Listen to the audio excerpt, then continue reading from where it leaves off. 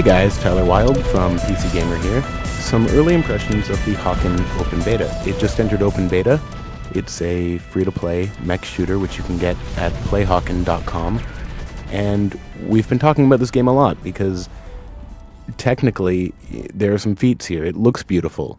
What you're seeing right now is how long it takes to join a match and load a map and start playing, which is almost no time at all, which is pretty amazing. I can't get a whole lot more than 30 FPS on my system, but I'm not using a GTX, and that's understandable. As for the actual mechs, they feel absolutely great to pilot. There's a lot of fidelity. The boot up screens, the way my vision rotates before the mech's torso, some really amazing sound design, just the way I crunch into walls and obstacles. They're using the thrusters to strafe dodge, the sort of slingshot from being this plodding dinosaur to being this jet that can dodge into cover and then back out around, and you end up in this dance with other mechs, which is really cool. Unfortunately, the mechs aren't all that fun to shoot. My colleague Evan Lottie will tell you all about why mechs are great things to shoot at. They're big, they're generally slow, they're clunky, and they're very modular. You know, you have these big bulky limbs that you want to shoot off, you want to cripple them. Hawken doesn't take advantage of that. As far as I can tell, there's no difference when I'm shooting at someone's foot or the cockpit or wherever. It's just a totally uniform amount of damage and a health bar that goes down, and there's a little bit of feedback, maybe some smoke, but mostly I'm looking at the health bar until they explode, and with so much fidelity elsewhere in the game, that feels kind of strange to me. The guns are cool. The guns are nice. The rockets are cool. My sharpshooter mech, which I called Wesley Snipes, of course, has this long-range Sabot rifle, which I like a lot. Missing is almost as fun as hitting with it because it creates this huge, ridiculous plume of debris. So there's definitely a sense of power there, But the sound effects and the bullet trails don't seem to vary, at least so far for me, a whole lot between guns. There's no real recoil to deal with, so I'm only really noticing, hey, this one's fire rate is different and this one does more damage. The rockets definitely have more functional differences, kind of an easier thing to do. This one locks on, this one can detonate midair, that kind of thing. They're all fine, but in the end, when I take a mech down, it just feels kind of matter of fact, and this is a problem with the whole world of Hawken. It's amazingly realized. There's some great art direction. It's this dystopian monochromatic world, and everything is kind of made of metal that looks like it was rotting in the sun. It's beautiful and really cool, but it's so subdued in parts that you kind of can forget that you're in a giant mech blowing up other giant mechs, which should be totally amazing. And there are all these restrictions to the levels too. When I want to jump up to a ledge to scout for my teammates, often it'll throw up a gridded barrier or just say you can't go that high. And I understand that the maps are designed to funnel traffic in certain ways, create choke points and flanking routes and all that. But telling my giant mech where it can and can't go takes me out of the illusion that is created so well. And kind of makes me feel trapped. I would just recommend you forget deathmatch and forget team deathmatch and just go to siege mode, because that is the best mode in Hawken and the only one I've really, really enjoyed playing. Siege is this tug-of-war where teams collect energy to launch battleships at each other's bases. You have to go get the energy, bring it back to your base, and it's collected. And once you launch a battleship, you fight for control of these AA silos. If you have control of it, it'll shoot at the enemy battleship. If they have control, of course, it'll shoot at yours. I've had some great battles playing Siege. I'm defending an AA silo, I'm dodging obstacles, picking between multiple targets. Do I go for the strongest, the weakest?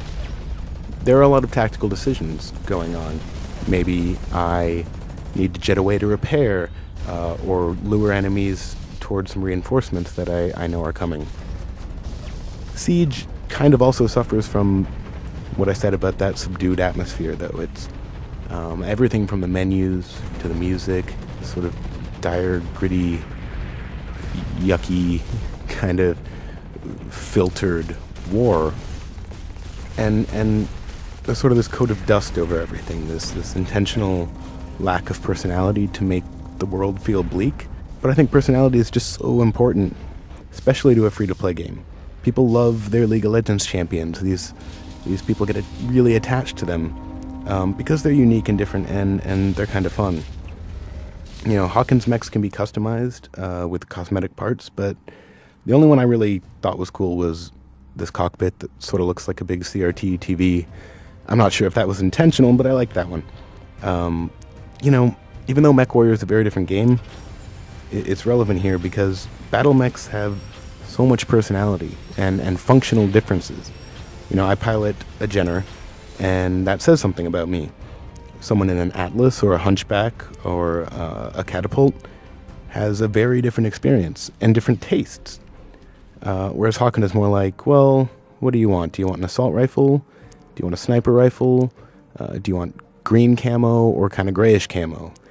You know, there's not a lot to make it feel like my mech, that this is the one I chose and this is what I use. But as far as the microtransactions go, Hawken's pretty good. There's not really much to buy yet, and the main thing you'll want are new mech classes, which are $5, which seems pretty reasonable to me. There aren't that many of them. Or you can spend a little over 6,400 Hawken credits, which you get by playing, of course. I had about 700 after just a few hours, so it's not a totally absurd price. I will say, however, that the rookie mech is kind of a bummer. When they were going one-on-one with the assault class mech that I bought, they were having a hard time. In a team, you know, it evened out. It didn't make much difference, but for me, I didn't want to go through that. I just bought it, and that is something I have a habit of doing in free-to-play games. But the grind isn't terrible. It's not ridiculous to use Hawken credits as far as I can tell. So in the end, there's some amazing stuff going on here. There's some amazing art direction. I think it's a little too subdued, but it is very cohesive and very pretty to look at. And there's a lot of fidelity, except in a few specific places that I called out. And I've had some really fun skirmishes. I definitely would recommend that you download it, playhawken.com, and give it a try. It is worth the time it takes to download it and load it up. But is it the next League of Legends? I don't think so, not right now.